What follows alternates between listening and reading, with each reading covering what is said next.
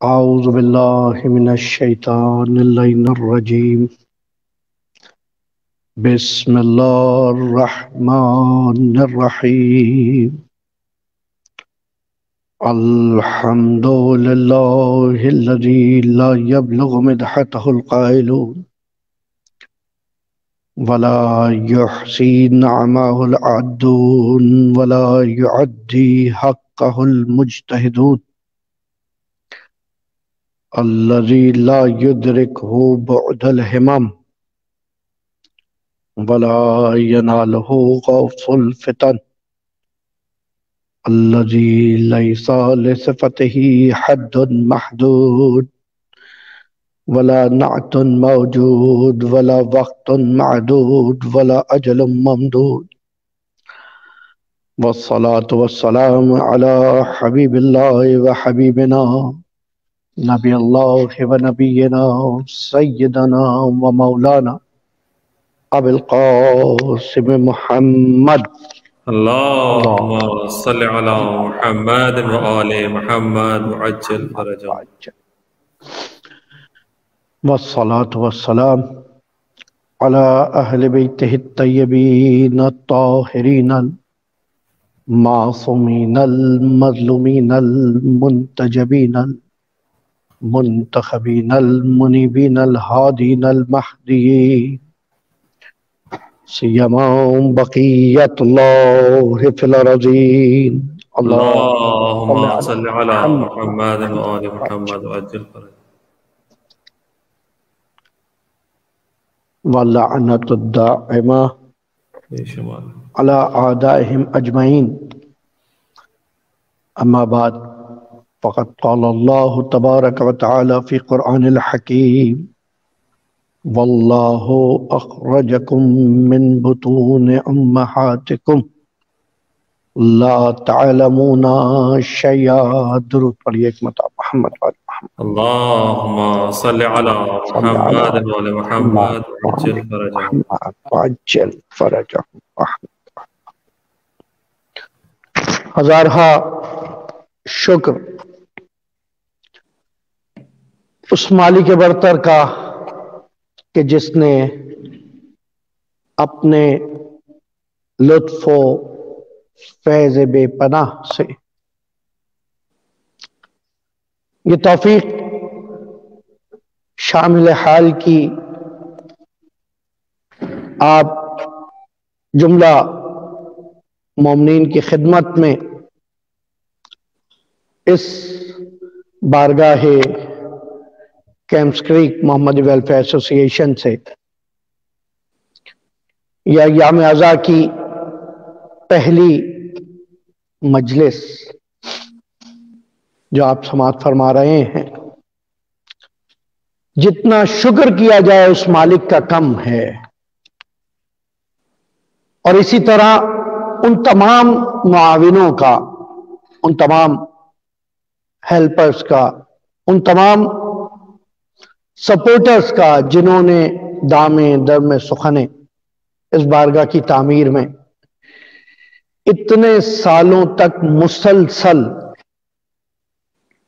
اپنی دعاؤں کے ساتھ ساتھ اپنے ہر طرح کے ہر مرحلے کے خدشات کو برطرف کرتے ہوئے، سازشوں کو بالائے طاق رکھتے ہوئے ہماری سپورٹ اور اس بارگاہ کی تعمیر میں اپنی معاونت کو جاری و ساری رکھا. لیکن بہرحال دنیا میں کوئی بھی کام بغیر استعانت، بغیر ہمکاری، ہمدلی کے ممکن نہیں. ہمدلی و ہمراہی وہ ایک نعمت ہے جو اہل بیت علیہ السلام کے چاہنے والوں میں اس فرش عزا و فرش ولا سے تعمیر پاتی ہے اور پروان چڑھتی. اس لیے کہ ہم نے سیرہ ائمہ میں یہی دیکھا کہ کوئی فرد ایسا نہیں ہے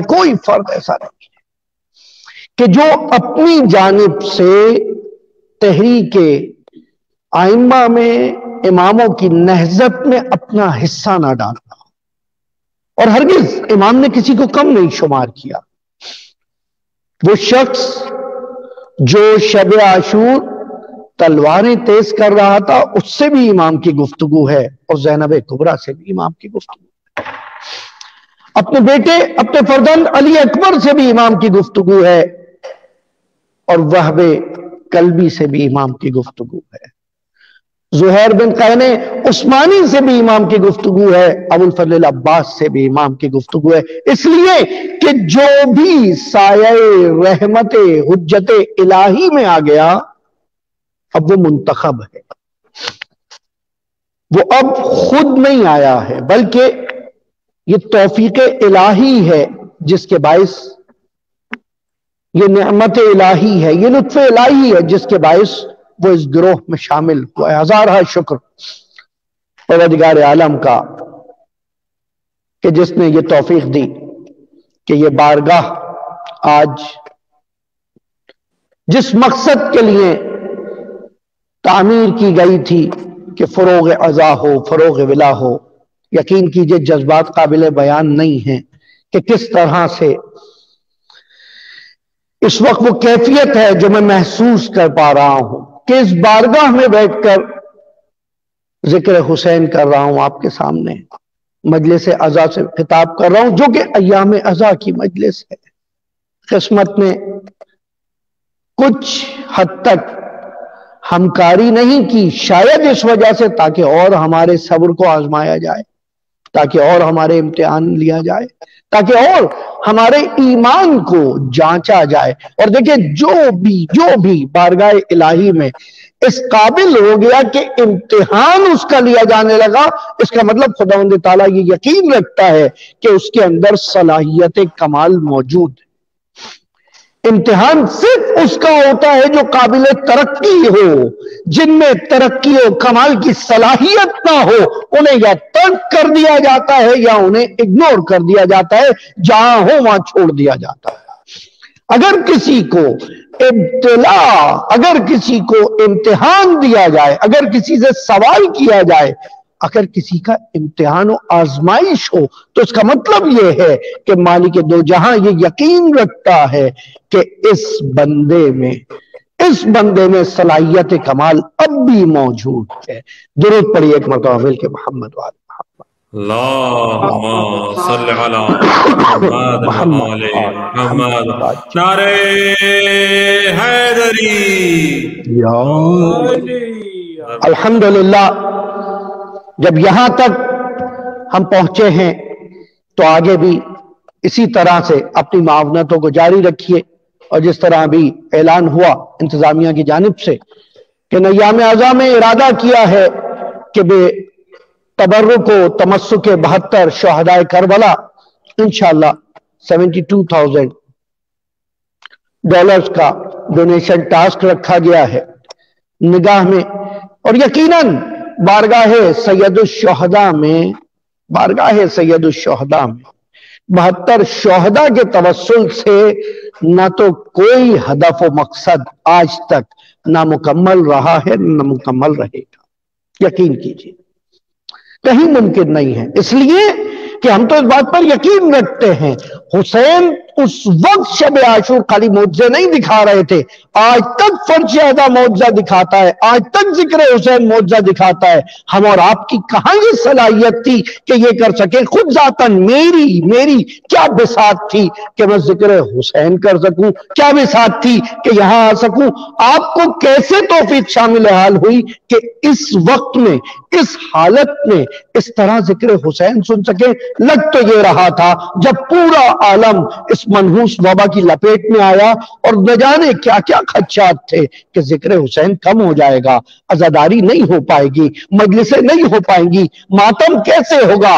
لیکن پہلے ایک جگہ فرش عزا بچتا تھا اور 1000 عزادار ہوتے تھے، اب ہر گھر میں فرش عزا حسین ہے، ہر جگہ سے یا حسین کی صدا بلند ہے، لبیک یا حسین، لبیک یا حسین، لبیک یا حسین، ہر جگہ یا حسین۔ اور یہی تو مشن ہے، یہی تو وہ مشن ہے جس کا خواب جناب زینب نے دیکھا، اور اس کا خواب اس لیے دیکھا گیا تھا، اس کی امید اس لیے کی گئی تھی کہ جب لبیک یا حسین کہا جائے گا، جب حسین کا ذکر کیا جائے گا، لامحالہ پوچھا جائے گا۔ آج تک لوگ سوال کرتے ہیں 1400 سال ہو گئے، آپ اس غم کو کم رنگ نہیں ہونے دے رہے، 1400 سال ہو گئے، آپ اب تک گریہ کر رہے ہیں، حادثہ تھا گزر گیا۔ میں پوچھوں گا عزیزوں، یہ بتائیے، حادثہ بلایا جاتا ہے، واقعہ نہیں بھلایا جاتا، حادثہ بھلایا جاتا ہے، لیکن وہ چیز، وہ موقع جو تعمیر ساز ہو، وہ نہضت، وہ مومنٹ جو تعمیر ساز ہو، وہ مومنٹ جو تکامل انسان کے لیے ہو، وہ جب تک باقی رہے گی جب تک انسان کمال پہ نہیں پہنچ جاتا۔ یہی وجہ ہے کہ گزشتہ 4 سالوں سے عشرہ محرم میں اسی مقام سے، انہی بانیان کی جانب سے آپ کے سامنے تکامل انسان کے مختلف پہلوؤں پر گفتگو ہو رہی ہے، اس لیے کہ ہم تکامل جب سمجھیں گے جب وارث ازا، جب وہ واقعی انسان کامل حجت دورہ آ جائے اور ہماری ان خدمتوں کو قبول کرتے ہوئے اس پر ثبت قبولیت کو لگا دے۔ درود پڑھیے ایک مرتبہ محمد والے۔ اللہم صل علی محمد وآل محمد وعجل فرجهم۔ تکامل وہ ہوگا، تکامل وہ ہوگا۔ ہم نے گزشتہ دنوں میں جو عرائض آپ کے سامنے بیان کیے، بات ہماری خلقت اول سے شروع ہوئی، جناب آدم سے، کہ جس وقت خدا نے پہلا نمائندہ بنایا اور اس کو اپنی پہلی صفت، یہ ساری گفتگو میں کر چکا ہوں، دہرانا نہیں چاہ رہا، کہ جو نمائندہ ہوگا، جانشین ہوگا، ریپریزنٹیٹیو ہوگا، اس کے اندر کچھ صلاحیتیں، کچھ کوالٹیز اس کی ہونی چاہیے جس کو ریپریزنٹ کرنا۔ خلیفہ کے اندر مستخلف اگر عربی اصطلاح میں بات کی جائے، جس کی خلافت لے کر آیا ہے، جس کو بیان، اس کی کچھ صلاحیتیں ہونی چاہیے۔ خدا نے پہلی صلاحیت جو انتخاب کی وہ صلاحیت علم تھی، وہ صلاحیت علم تھی۔ ہم نے بیان کیا وہ علم جو خدا نے خود عطا کیا، علم الاسماء، صرف نام نہیں تھے، کیونکہ اگر آپ کو پتا ہو شجاعت یہ ہے، آپ کو پتا ہو سچائی یہ ہے، آپ کو پتا ہو طہارت یہ ہے، آپ کو پتا ہو نماز اور کیا کچھ نہ جائے تو کوئی فائدہ تھوڑی ہوگا۔ اگر وہ صلاحیت پائی نہ جائے تو ضروری تھا وہ اسماء، وہ صفات الہی جو اس کے خلیفہ میں متجلی ہو، وہ مکمل ہو، ناقص نہیں ہو سکتی۔ آسان کر دوں بات، ہم اور آپ خدا کی بے پناہ صفات ایسی ہیں جو ہر انسان میں پائی جاتی ہیں، اس لیے کہ وَجَعَلَكُمْ خَلَائِقٌ، تم سب کو خدا نے خلائق بنایا، خلیفہ بنایا، اسی وجہ سے تو خدا کی صفات ہر انسان میں پائی جاتی ہیں۔ بھائی آپ بھی رحیم ہیں، وہ بھی رحیم ہے، آپ بھی معاف کر دیتے ہیں، کبھی کبھی صحیح کر تو دیتے ہیں، وہ بھی معاف کر دیتا ہے۔ آپ بھی غنی ہیں، بخشتے ہیں، انفاق کرتے ہیں، وہ بھی غنی ہے، بخشتا ہے، لیکن آپ کا غنا کہاں اور اس کی بے نیازی کہاں؟ ہماری رحمت کہاں اور اس کی رحمت کہاں؟ ہمارا عفو درگزر کہاں اور اس کا کہاں؟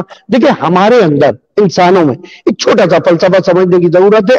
ہم انسانوں میں ہر وہ صلاحیت اس حد تک پائی جاتی ہے جب تک اس کی ضد سے نہ ٹکرا جائے۔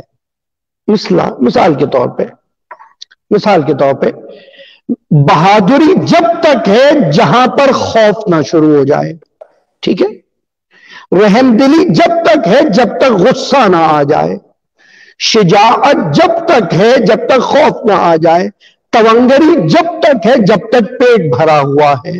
ساتھ رہیے گا، مشکلات ہیں، میں بھی رائے خدا میں دینا چاہتا ہوں، لیکن کیا کروں؟ جب بچوں کی بھوک سامنے آتی ہے تو ہاتھ روک دیتا ہوں، اپنے بچوں کو کھلانا شروع کر دیتا ہوں۔ یہ تو وہی خدا ایسا ہے جو ہر چیز سے بے نیاز ہے، اس لیے उसने अपनी हुज्जत को, अपने खलीफा को वो सलाहियत अदा की कि उसके अंदर वो उसकी सिफात उतनी ही मुकम्मल है जितनी इंसान तसव्वुर कर सकता है।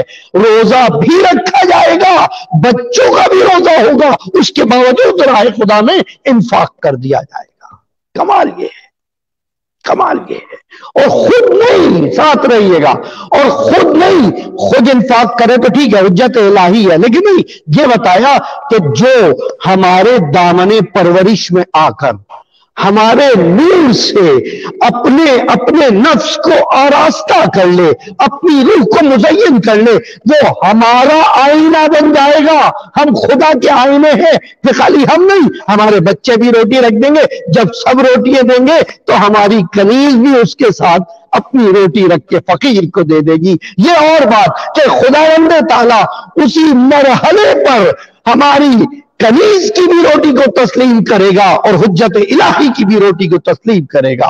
दुरूद पढ़िए मिलके मोहम्मद वाले। अल्लाहुम्मा सल्लि अला मुहम्मद वअज्जिल फरजह। बारह जगह दुरूद पढ़िए। अल्लाहुम्मा सल्लि अला मुहम्मद वअज्जिल फरजह। तो आज बात एक मरहला यहां तक कल बात हुई कि सिफत होना जरूरी है, दूसरी बात सिफत मुकम्मल होना जरूरी है, तीसरा स्टेप हमारे अंदर भी सिफत है लेकिन मुकम्मल नहीं है। खुदावंद ताला ने इरशाद फरमाया हुआ तुम भी आलिम हो, वह हुआ अला कुल्ले शैइन अलीम, अला कुल्ले आलिमिन हुवा अलीम। हर इल्म रखने वाले पर जो इल्म रखने वाला है वो खुदा है। फर्क ये है भाई, अभी मैंने इस वजह से जो चीजें आपके सामने बयान की, क्योंकि इंसान के अंदर, वजूद इंसान में दो बोध हैं, दो डायमेंशंस हैं। एक इंसान की मादी डायमेंशन है, मैटर से रिलेटेड है, एक इंसान की रूहानी डायमेंशन है, स्पिरिट सोल से रिलेटेड है। ठीक है, ये तो आसान सी बात है कि भाई मादा है और रूह है, दो चीजों का मिलाप है इस इंसान के अंदर। जहां जिस्म की बात है उसके लिए कहा खलका मिनहा कि तुम्हें जमीन से बुलाया है, सुम्मा नुईदु इलैहि, फिर उसके बाद वापस पलटा देंगे, सुम्मा नखरुजुकुम इला तारतिन उखरा, फिर उसके बाद दोबारा इस जमीन से उठाएंगे। ये सारी गुफ्तगू बदन के बारे में, ये सारी गुफ्तगू बदन के बारे में। बदन के कमाल की जरूरत नहीं है भाई, किसी शख्स का एक हाथ ना हो तो आप उसे इंसान नहीं कहेंगे, किसी शख्स का एक टांग ना हो आप उसे इंसान नहीं कहेंगे, इंसान कहेंगे ना उसे। यानी इंसानियत का ताल्लुक बदन से नहीं है। दूसरी मिसाल अहले इल्म हज़रात के लिए साइंस कहती है, मेडिकल साइंसेज ये कह रहा है तकरीबन 8 साल में, विद इन 8 years, जितने सेल्स हैं बॉडी के वो सब बदल जाते हैं। डॉक्टर साहब से तायद कराई जा सकती है। बदन के जितने सेल्स हैं 8 साल में बदल जाते हैं। यानी अगर एक शख्स 80 साल जिंदगी गुजार रहा है तो वो 10 मुख्तलिफ अजसाम के साथ रहा, लेकिन वो ये थोड़ी कहता है 10 साल पहले कहीं गया हो कि मैं थोड़ी था, वो तो कोई और था। नहीं, बदन वही है। बदन बदल रहा है लेकिन उसके बावजूद उसका इशारा मैं की तरफ वही है। यानी कुछ है जो तब्दील नहीं हुआ, और वो जो तब्दील नहीं हुआ वो रूह है। कहीं इंसान कमाल पे जाएगा कैसे? क्या बदन ऊपर बढ़ेगा? नहीं नहीं नहीं, बदन तो बना ही खाक से है, बना ही खाक के लिए है, लेकिन इस बदन के अंदर वो रूह रख दी गई है कि इस खाकी बदन से अगर कुछ ऐसे आमाल अंजाम दिए जाएं, कुछ ऐसे नूर से मुत्तसिल हो जाए ये बदन कि जिसके जरिए से इसकी रूह कमाल पा जाए, तो तमाम सिफात जो खुदा से मरबूत है वो सब रूहानी सिफात होंगी। सच्चाई रूह की सिफत है, हक़-गोई रूह की सिफत है, शुजाअत रूह की सिफत है। बदन से कोई शुजा थोड़ी होता है, बदन से कोई शुजा थोड़ी होता है। آپ نے دیکھا ہوگا کتنا ہی کمزور انسان ہے لیکن بہت طاقتور ہے، جسمانی طور پہ بہت ضعیف ہے لیکن بہت طاقتور ہے۔ جو کی روٹی کھانے والا جب باب خیبر اکھاڑ دے اور حیرانی سے پوچھے یا علی تم نے کیسے اٹھایا، تو علی یہ کہتے نظر آئیں گے میں نے اسے طاقت جسمانی سے نہیں اکھاڑا بلکہ طاقت روحانی سے اکھاڑا۔ اللہ نعرہ حیدری یا علی یا علی۔ اور کیا آپ نے اللہم طاقت صل علی روحانی سے، محمد و آل محمد عجل فرجهم۔ روح میں اتنی طاقت ہے کہ طاقت روحانی سے، اور یہ بات اگر بہت سارے لوگوں کو خیبر و خندق سے کہ یہ تو اکھاڑنے کی بات ہے، پتہ نہیں کتنا بڑا در تھا اور کس طرح اکھاڑا گیا، ان کے لیے صرف ایک جملہ ہے معترضہ، حضور در کتنا ہی چھوٹا کیوں نہ ہو لیکن اس کا داغ دلوں میں اصحاب کے اتنا بڑا بن گیا تھا، آخر وقت زندگی تک کہتے رہے خدا کی قسم تین فضیلتیں علی کی ایسی ہیں، تین فضیلتیں جن میں سے ایک بھی مجھے مل جاتی تو میں اپنی قسمت پر رشک کرتا۔ پہلی صفت یہ کہ میں کعبے میں پیدا نہ ہوا، علی پیدا ہوا۔ دوسری صفت یہ کہ علی فاطمہ کا شوہر بنا، میں نہ بن سکا۔ تیسری صفت یہ کہ خدا کے رسول نے یہ اعلان کیا کل علم اس کو دوں گا جو مجھ سے محبت کرے گا اور میں اور میرا خدا اس سے محبت کرتے ہوں گے، وہ علم علی کو مل گیا۔ آج ہو سکتا ہے مسلمان یہ سوچے کہ علم کا ملنا بڑی بات نہیں، لیکن اپنے بزرگوں سے جا کے سوال کرے کہ کس طرح کس کرب میں وہ رات گزری، لیکن رسول کا کیا کہنا کہ طاقت جسمانی دیکھ کے علم نہیں دیا جا رہا، طاقت روحانی دیکھ کر دیا جا رہا۔ اس سے پہلے بھی پہلوان تھے جو گئے تھے لیکن جاتے تھے بھاگ آتے تھے، جاتے تھے پلٹ آتے تھے۔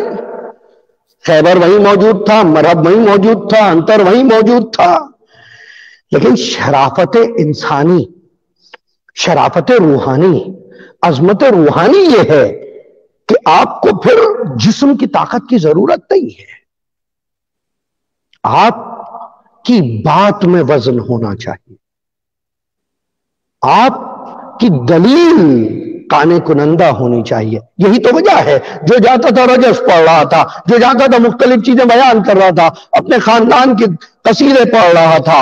علی نے کیا کہا تھا مرحب کے مقابلے میں جا کے؟ سمیت امی حیدرہ، میری ماں نے میرا نام حیدر رکھا۔ کمال نہیں ہے کہ کسی کی ماں اتنی بافضیلت ہو ایسا نام رکھ دے جس کو سن کے دشمن پسپا ہو جائے، جس نام کو سن کے دشمن پسپا ہو جائے۔ کیا بافضیلت ہوگی وہ ہستی، کیا قدر و قیمت ہوگی اس ماں کی کہ جو ایسا فرزند تربیت کر دے۔ یہی تو وجہ ہے کہ وقت ارتحال فاطمہ بنت اسد سلام اللہ علیہا خود پیغمبر اکرم محمد مصطفیٰ صلی اللہ علیہ وآلہ وسلم نے اللہم صل علی محمد و آل محمد عجل فرجهم، جو دعائیں نقل فرمائی ہیں ان کی قبر پہ بیٹھ کے دعائیں، ان کی قبر کے اندر بیٹھ کے دعائیں جناب فاطمہ بنت اسد، کیونکہ پیغمبر نے بتایا اپنے محسنوں کو فراموش نہیں کرتے۔ میں در یتیم تھا لیکن یہ ابو طالب و فاطمہ بنت اسد ہیں جنہوں نے مجھے والدین کی کمی کا احساس نہیں ہونے دیا۔ اور اس حوالے سے بھی آقا جعفر الہادی کا کیا عظیم نکتہ ہے، خدا ان کی مغفرت فرمائے، کہتے تھے شاید اس وجہ سے پیغمبر کے والدین کو پہلے ہی اٹھا لیا کہ ایسا نہ ہو کہ یہ محمد خدا کا نبی بن کر آئے اور کسی کے سامنے ایسا ہو جائے جس کی اطاعت اس پر واجب کہلائے۔ اللہ اکبر، اللہ اکبر۔ اتنا آزاد رکھنا چاہتا ہے اپنے نمائندے کو نہیں، آپ کو بھی ایسا ہی، مجھ کو بھی ایسا ہی، ایک فرد کو محمد آپ کو غلام بنانے نہیں آئے، آزاد بنانے آئے۔ لیکن یہ جو راہ تکامل ہے، یہ جو کمال کا راستہ تھا ان صفت روحانی کی وجہ سے، کہ اب تمہیں خدا کی ان صفات کو اس کی حجت میں دیکھنا ہے، جس طرح اس میں دیکھتے رہو گے اس طرح خود میں پیدا کرتے رہو گے. اور میں نے آپ کے سامنے کہا ہمارے اندر جو صفت علم ہے اس کی ایک حد ہے. حد جہل پہ جا کے ختم ہو جاتی ہے کیونکہ ضد پائی جاتی ہے. خدا کے ہاں صفت کی ضد نہیں پائی جاتی. وہ جس معنی میں رحیم ہے اسی معنی میں قہار ہے. اور فرمایا آپ نے وہ جس معنی میں عدل کرنے والا ہے اسی معنی میں رحم کرنے والا ہے. وہ جس معنی میں عذاب دینے والا ہے اسی معنی میں ستار العیوب ہے. خدا کے تضاد نہیں ہے. اس لیے تضاد نہیں ہے کہ اس کی صفات اس کی ذات کا حصہ ہے. بچوں کے لیے ایک مثال دے رہا ہوں, مناقشہ نہ فرمائیے گا. بچوں کے لیے یہ پانی ہے, اس پانی کے اندر شکر گھول دی جائے تو شکر اس کا حصہ بن جائے گی. شوگر کو اس پانی میں حل کر دیا جائے اور پھر کہا جائے بھائی شوگر نکال کے دکھاؤ بغیر پانی کو نکالے تو ممکن نہیں ہوگا. صحیح ہے, جہاں جہاں شوگر ہے وہاں وہاں پانی ہے. ہو سکتا ہے خدا کی دو متضاد صفت ہو وہ بھی ہر جگہ پائی جائے. جیسے اسی پانی میں ایک چمچہ شوگر ڈال دیں, ایک چمچہ سالٹ ڈال دیں, دونوں چیزیں اس میں حل کر دیں. اس وقت ہر drop of water, each drop of water will carry salt and sugar within it, right? اسی ایک قطرے میں نمک بھی ہوگا شکر بھی ہوگی اور وہ قطرہ بھی ہوگا, اس لیے کہ اب اس کی ذات کا حصہ ہے. خدا کی تمام صفات اس کی ذات کا حصہ ہیں, لیکن چونکہ اس کی ذات تک پہنچنا مشکل نہ تھا اس لیے اس نے اپنے کچھ نمائندوں کو اپنی صفات دے کر بھیجا, اپنی کوالٹیز دے کر بھیجا کہ تم ان کو دیکھتے رہو اور اس پر عمل کرتے رہو. اب جو اس کی طرف سے شجاعت لے کر آئے تو پھر ان کی شجاعت بدن کی طاقت کی محتاج نہیں ہوتی. پھر ممکن ہے ساتھ رہیے گا کہ وہ قیدی بنے ہو, ہاتھوں میں ہتکڑیاں ہو, پاؤں میں بیڑیاں ہو, گردن میں توق ہو, کمر میں لنگر ہو اور سامنے بیٹھا ہوا حاکم ڈر رہا ہو اور زنجیروں میں جکڑا قیدی للکار رہا ہو. درود پڑھیے محمد وآل محمد. اللہم صلی علی محمد وآل محمد وعجل فرجهم. کیونکہ یہ صفت جو شجاعت ہے وہ روح کی صفت ہے, بدن کی نہیں ہے. بدن کی صفت جسے طاقت کہتے ہیں وہ جانوروں میں انسان سے زیادہ پائی جاتی ہے. ٹھیک, جو بدن کی طاقت ہے, جسمانی طاقت ہے, وہ جانوروں میں انسان سے زیادہ ہے. تو کہا وہ تمام صفات جو تمہاری اور جانوروں کی ایک جیسی ہیں, ان صفات کے اندر, ان کوالٹیز کے اندر کوئی کمال نہیں ہے. تمہارا کمال اس میں ہے کہ وہ صفتیں جو روح کی صفت ہو. مثال کے طور پہ ایک جھوٹے اور سچے کو کھڑا کر دیں برابر, ٹھیک ہے, سچے کی بھی دو آنکھیں, جھوٹے کی بھی دو آنکھیں, سچے کے بھی دو ہاتھ, جھوٹوں, بدن میں کوئی فرق نہیں ہے.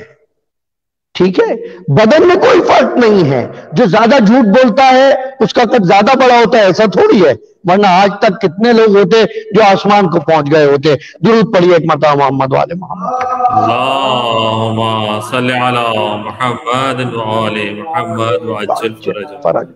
جسمانی فرق نہیں ہے, اسی جسم میں روحانی فرق ہے. اب اس تکامل کے لیے کیا کیا جائے؟ کل ایک عزیز نے یہ سوال کیا. پہلے تو یہ کہ مولانا مجلس مشکل ہو رہی ہے. بہرحال اس ایام اعزاں میں بھی مجلس مشکل نہیں ہوگی تو کہاں ہوگی, یہ تو میں ہمیشہ آپ سے کہتا ہوں.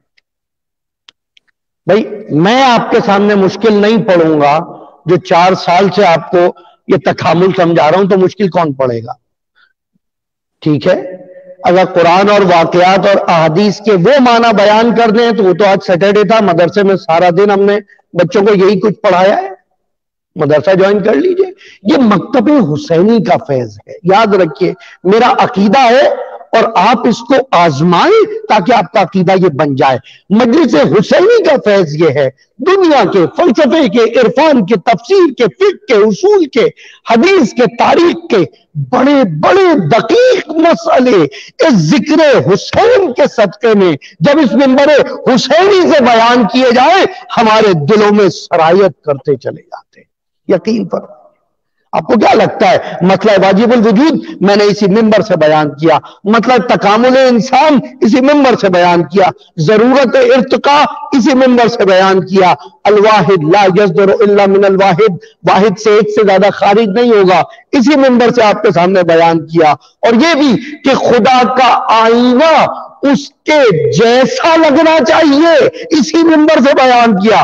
جن چیزوں میں لوگ شرک میں مبتلا ہو جاتے ہیں ان چیزوں میں آپ کی عقیدتوں میں اضافہ ہو جاتا ہے۔ آج تک دنیا یہ سنتی ہے اللہ هو الاول والآخر والظاہر والباطن، لیکن اس منبر کے صدقے یہ سمجھے کہ جب سلونی کے منبر سلونی کا خطیب اپنے لیے کہتا نظر آیا انا اولو انا آخرو انا ظاہرو انا باطنو، سوال کیا مولا یہ تو خدا کی صفات ہے، کہا لیکن خدا کی صفات تم دیکھ نہیں سکتے، اگر دیکھو گے تو میری ذات میں دیکھو گے، اس لیے پہلی صفت اس کی دکھے گی تو میری ذات میں دکھے گی، اپنی کمال پہ جا کے دکھے گی تو وہ صفت میری ذات میں دکھے گی۔ کہ مولا آپ کے بعد کیا کریں گے؟ کہ نحنو حجت اللہ، اولنا محمد و اوسطنا محمد و آخرنا محمد و کلنا محمد۔ اللہم صلی علی محمد و آل محمد وعجل فرجہ۔ کتنا فرق ہے زمین سے آسمان، کتنا فرق ہے، کتنا فرق ہے کہ عام فرشوں پہ بیٹھنے والا، قالینوں پہ بیٹھنے والا صرف خدا کو اول و آخر و ظاہر و باطن سمجھتا ہے۔ فرش عزا پہ یہ میں تفصیلاً بیان کر چکا ہوں 2 سال پہلے کے عشر مجالس میں، میں نے کل وہ مجلس اپنی دوبارہ سنی ہے تاکہ دہراؤں نہ، سمجھ رہے ہیں آپ؟ اس حدیث پہ تفصیل ہم نے بحث کی تھی۔ اس کی وجہ یہ مولا کہتے ہیں سب سے علم آدم اسما، خدا نے آدم کو اسما سکھائے۔ خدا نے کس کے ذریعے سکھائے؟ ساتھ رہیے گا۔ اگر خدا خود سکھا دے تو پھر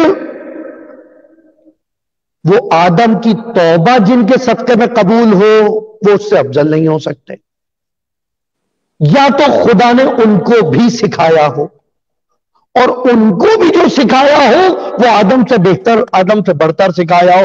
اسی لیے تو کہا تھا جس وقت شیطان نے سجدے سے انکار کیا، انشاءاللہ آنے والے دنوں میں اس پہ گفتگو ہوگی، جب سجدے سے انکار کیا کہ ما منعکا، تجھے منع کس چیز نے کیا ہے اللہ تسجدہ، کہ تو سجدہ نہ کرے اس شے کو ما خلقت بیدی، جسے میں نے اپنے ہاتھوں سے بنایا۔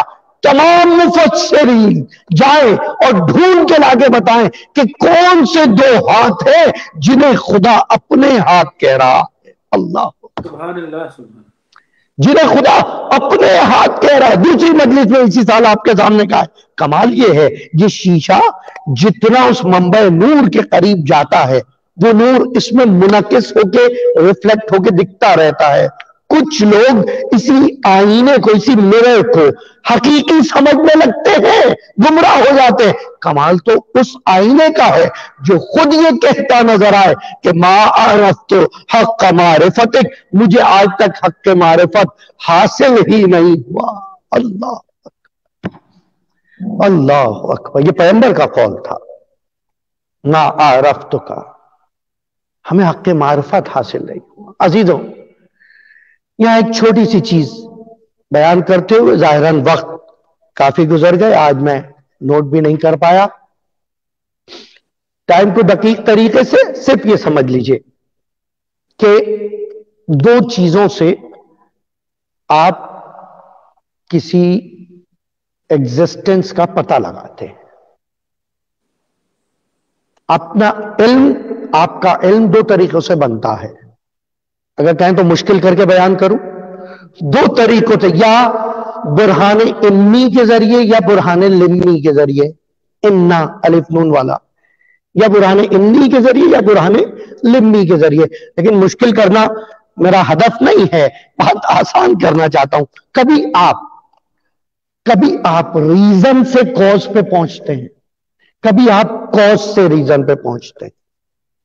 اور آسان کر دوں بچوں کے لیے، کبھی آپ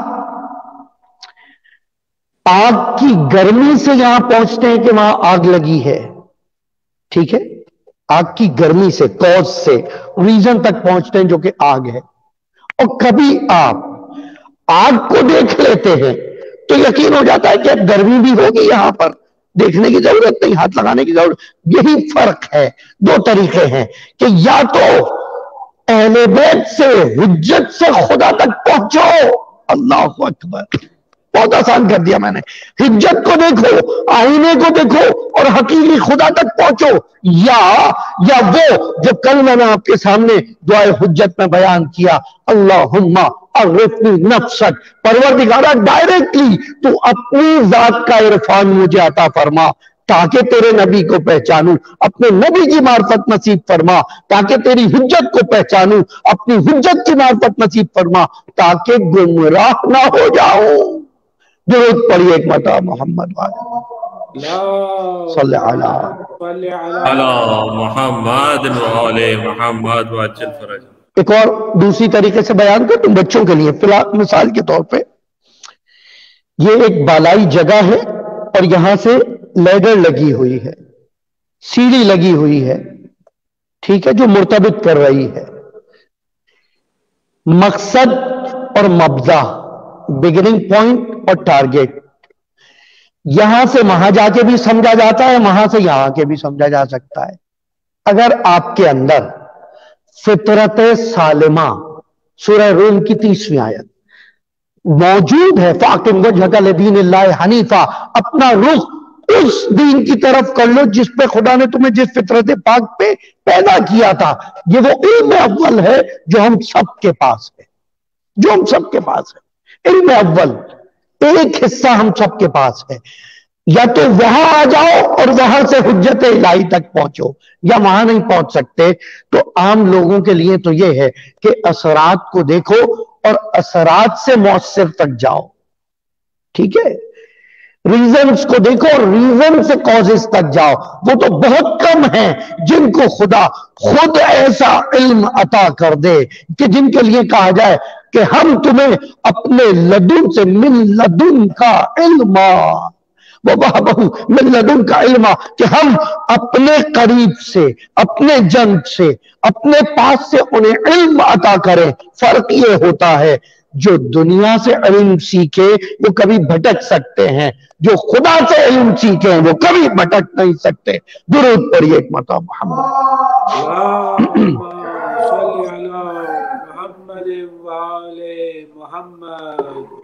بارے دیگر درود پڑھیے محمد اللہم صلی علی محمد وعلی محمد وعجل فرج۔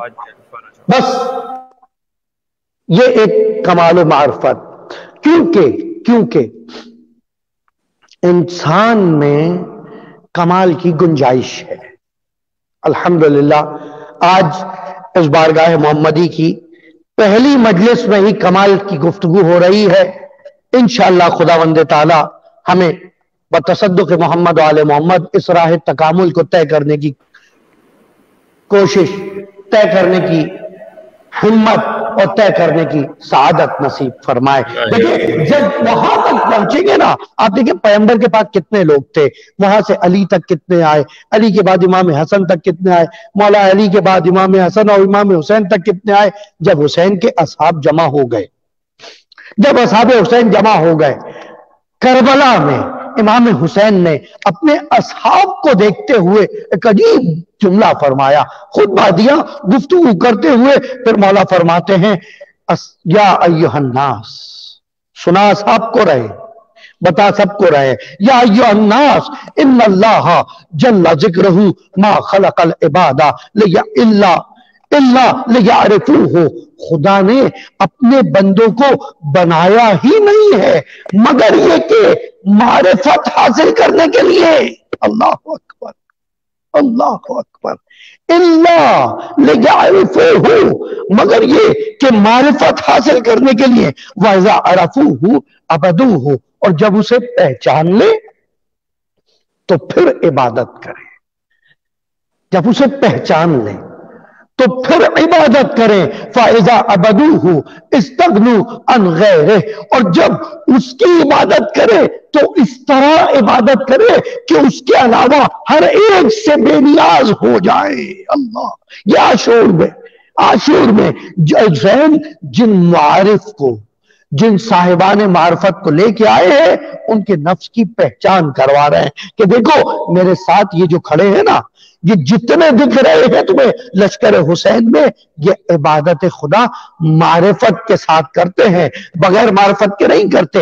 यही वजह है जो कल मैंने सईद की मिसाल दी कि सीने पर तीर खाते रहते हैं, इमाम इधर नमाज पढ़ते रहते हैं, इसलिए कि इमाम की इबादत बाकी रह जाए, हमारी जान की खैर है। दुरूद पढ़िए मिलके मोहम्मद वाले।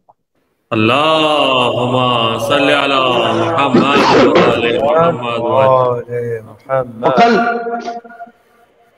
मैंने यही अब्दुल्ला बिन सईद के हवाले से जो बात बयान की थी कि अब्दुल्ला बिन सईद जब इस मुकाम पे पहुंचते हैं आखिरी वक्तों में और इमाम से गुफ्तगू करते हैं, हल वफाई तो या सैयद अल रज़ई था, राजी हो गए मौला। और फिर जब मौला कहते हैं कि हाँ सईद राजी हो गए, अंता अमामी फी जन्नह, तुम जन्नत में हमारे साथ हो गए। बाद अफराद ने यहां पे अमामा का तर्जुमा यह किया हमसे आगे हो गए, आगे नहीं हमारे महजर में, यानी हमारे सामने बैठे हो गए। हुसैन तो खुद जन्नत है, हुसैन से आगे जन्नत में कौन होगा? जवानाने जन्नत के सरदार हैं और जन्नत में कोई बूढ़ा जाने वाला नहीं है, ठीक है? तो हुसैन से आगे कौन होगा? और अगर कोई बूढ़ा हो भी हुसैन के महजर में आके जवान हो जाता है। बस आज करबला के एक ऐसे शहीद का तस्करा कि जो जाहिरन मुसन तरीन शोहदाए करबला में जनाब मुस्लिम बिन औसजा हैं, जॉन हैं, हबीब इब्ने मुजाहिर असदी। थोड़ी सी गुफ्तगू हबीब के हवाले से, आपके भी दोस्त होंगे। देखें एक दोस्त के साथ कैसे दोस्तियां निभाता है। Value of friendship in Karbala. हबीब हुसैन के बचपन का दोस्त, बस अगर इजाजत दे तो साथ रह के ये गुफ्तगू इस तरह सुनिए इत्मीनान के साथ। पैगंबर अकरम मोहम्मद मुस्तफ़ा सल्लल्लाहु अलैहि वसल्लम, दुरूद पढ़िए। अल्लाहुम्मा सल्ली अला मुहम्मद व आले मुहम्मद व अज्जिल फरज।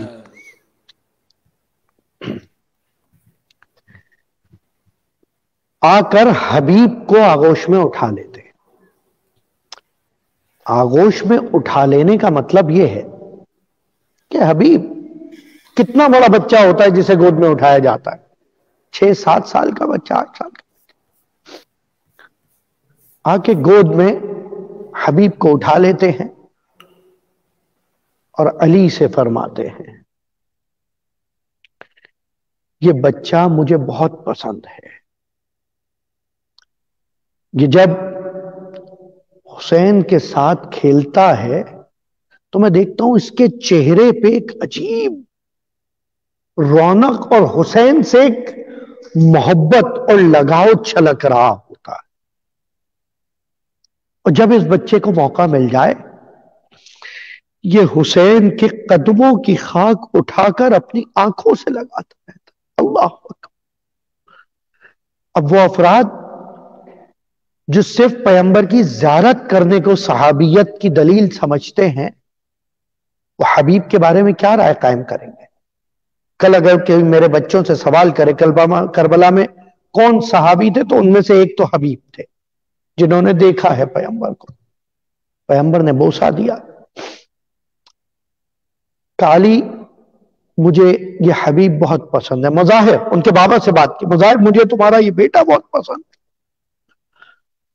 اور پھر اس کے بعد ان کو بشارت دی کہ مجھے جبرائیل نے بتایا ہے کہ جس وقت میرا حسین ظالموں کے نرغے میں گر جائے گا اور کوئی نصرت کرنے والا نہ ہوگا, اس وقت یہ تیرا بیٹا حبیب میرے حسین کی مدد کے لیے جائے گا. اللہ اکبر. اطمینان سے سنی. بنی اسد کے ایک جلسے کے موقع پر میثم اور حبیب کا مکالمہ ہے. کیا خوبصورت مکالمہ ہے. دیکھیں علم و معرفت کیسے تکامل پر لے جاتی ہے, کیسے انسان کو کامل بناتی ہے. اور دونوں طریقے ہیں, یا تو پڑھ پڑھ کے علم حاصل کریں یا ان کے در پہ جھک کے, ان سے لو لگا کے, ان سے دعا کر کے یکدم معرفت حاصل کر لیں. علم یعنی آگاہی, معرفت یعنی عقیدہ قلبی, یقین قلبی. آنے والے دنوں میں بات کریں. حبیب بنی اسد میں مل رہے ہیں کوفے میں. میثم سے دیکھا کہ میثم ایک درخت کو پانی دے رہے ہیں ظاہراً, اور کہتے ہیں میثم کیا کر رہے ہو؟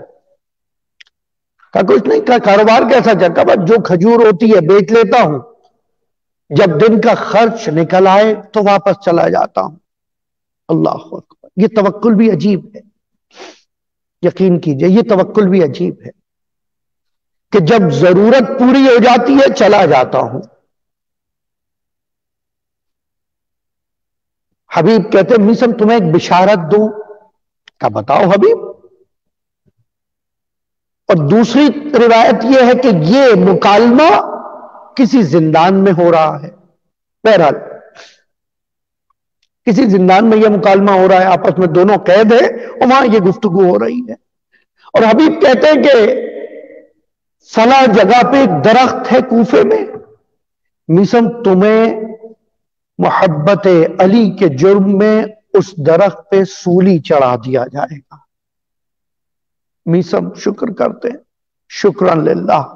حق کہا حبیب, تم نے حق کہا.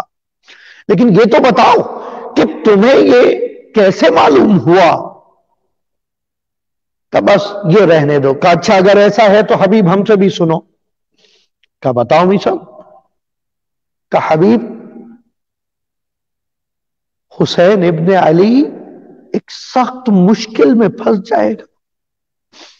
کہ یہ میرا حسین. مولا کہا مولا حسین, تمہارا دوست حسین, اور کوئی مددگار نہ ہوگا. گویا اس وقت تک حبیب کے لیے یہ ناقابل تصور تھا کہ محمد کا نواسا حسین, زہرا کا چہیتا حسین, کس طرح یہ کو تنہا رہ سکتا ہے کہ کوئی مددگار نہ ہو, کہ کوئی مدد والا نہ ہوگا. اور اس مقام پر حسین تمہیں بلائے گا اور حبیب تم حسین کی نصرت پہ شہید ہوگے. کل انشاءاللہ اس پہ گفتگو کریں گے. علم بلایا و منایا. کہا یہ علم تمہیں کیسے پتا؟ میثم کہتے ہیں مجھے یہ علم علی نے باقاعدہ تعلیم دیا ہے.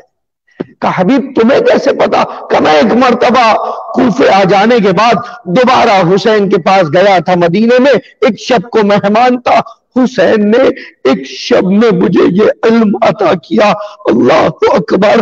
یہ کریم حسین کہ جس کی بارگاہ سے سب مل سکتا ہے. آپ نے سنی ہے نا وہ روایات کہ منظارا قبر الحسین ما حق معرفت ہی, جو اس کی معرفت کے ساتھ اس کی زیارت فرما لے تو وہ ایسے کمن ولد من بطن امہ ہی, ایسے ہو جائے جیسے آج ہی پیدا ہوا. اس کی وجہ پتہ کیا ہے؟ اس کی وجہ یہ ہے جو یہ پہچان جائے کہ حسین کی عظمت کیا ہے, حسین کی منزلت کیا ہے.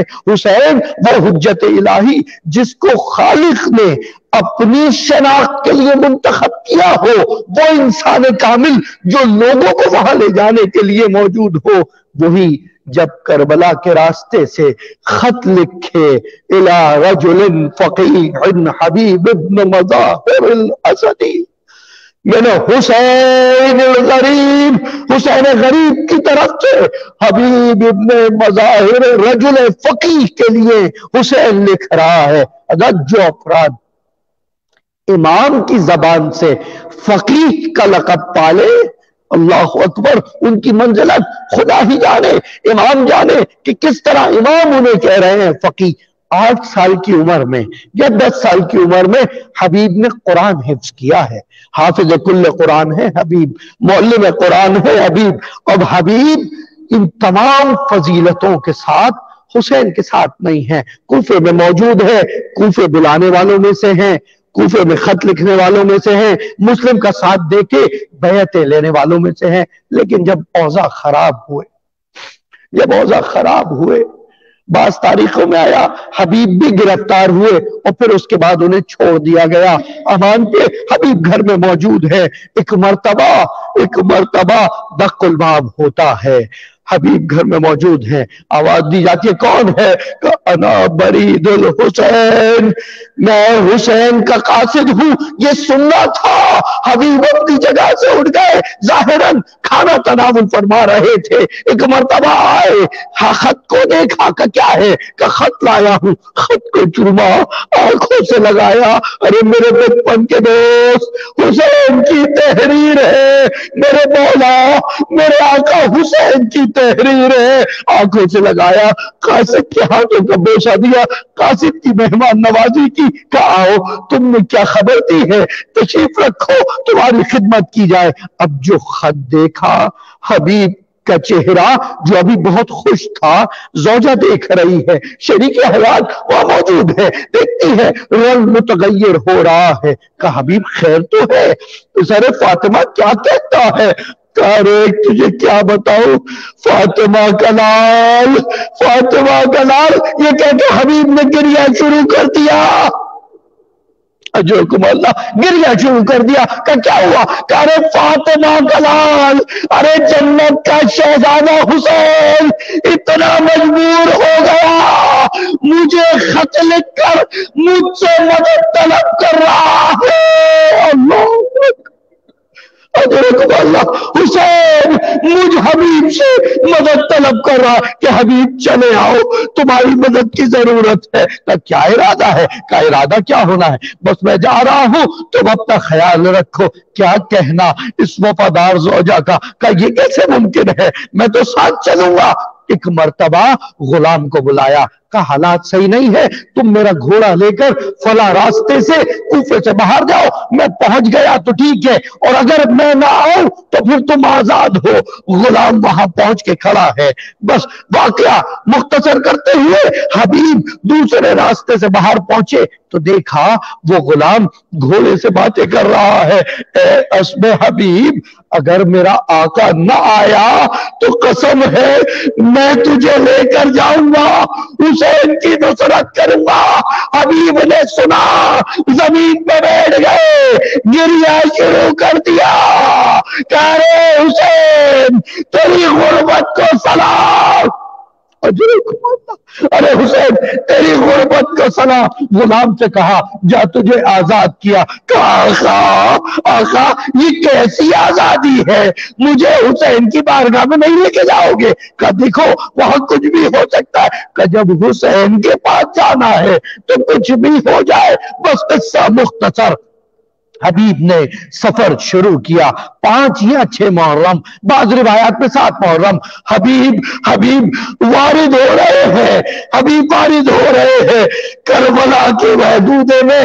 پوچھا کہ کہاں ہے قافلہ، اتنے خیمے لگے ہیں۔ حبیب سمجھے یہ جو کثرت ہے خیموں کی، کیا اتنے خیمے میرے حسین کے ساتھ؟ لیکن نہیں، حبیب کو وہاں کا ماحول حسینی نہیں دکھا۔ اللہ اکبر، وہاں کا ماحول حبیب کو حسینی نہیں دکھا، شور و غل مچا ہوا ہے، ہر ایک مصروف لہولاب ہے۔ ایک مرتبہ دیکھا نشیب میں کچھ خیمے ہیں جہاں کچھ بچے ہیں، کوئی نمازیں پڑھ رہا ہے، کوئی قرآن پڑھ رہا ہے، کوئی دعائیں کر رہا ہے۔ کہاں ہونا، ارے یہی وہ مقام ہے، یہی وہ منزل ہے جس کو میں تلاش کر رہا تھا۔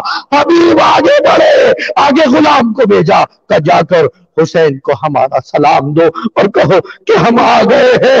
غلام آگے بڑھا ہے، حسین نے دیکھا، آپ اب تک سن رہے ہیں نا، وہاں آیا عباس کو بھیجا، اور آیا عباس اکبر کو بھیجا، لیکن جب حبیب آیا حسین خود اٹھے، بوڑھا حسین زمین سے اٹھ کے کپڑے جھاڑتا ہوا، ارے میرا حبیب، میرے بچپن کا دوست، میری نصرت کو آ گیا، ارے میں اس غربت میں تھا۔